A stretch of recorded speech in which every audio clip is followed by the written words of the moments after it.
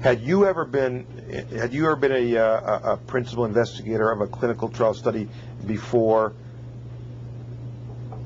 what happened in '99 in regard to this study? Yeah, a couple of them. One was a study on all ceramic crowns. When was that? We did about 1982 or 83. And let's just go slow now. How many patients were in that study? I don't recall. More or less than 10? More. More or less than 40?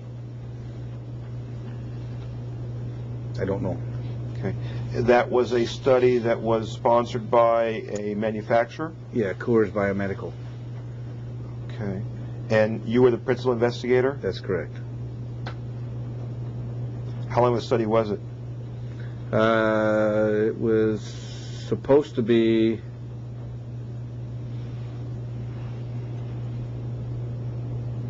either a 3 or 5 year study, I don't remember. And it was terminated because a great many of the restorations failed. And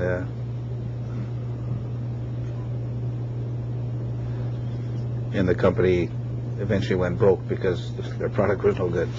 Okay. Were interim reports generated in regard to that study? No. Okay. How long did the study go before it was canceled? Do you recall? Maybe we didn't even finish putting in all the restorations because the failures began to occur fairly readily, and they were getting the same experience in the field. So. Okay. And you've been a principal investigator of another study? Yeah, a more recent one on bleaching of teeth. Okay. That was sponsored by 3M. Okay. Was this? How long of a study was that? It never got off the ground, actually. How do you mean? We decided not to do it, but the protocol was approved and everything, but we didn't do it. Did you write the protocol? Yes.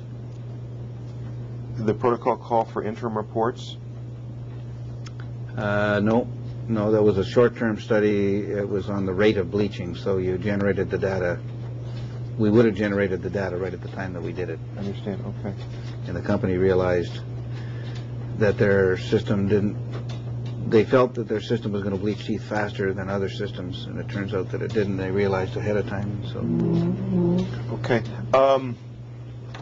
Any other clinical studies that you were principal investigator of? No. Did you feel you were qualified to oversee the remainder of this study? Yes. And what was the basis of that? I think I understand research, and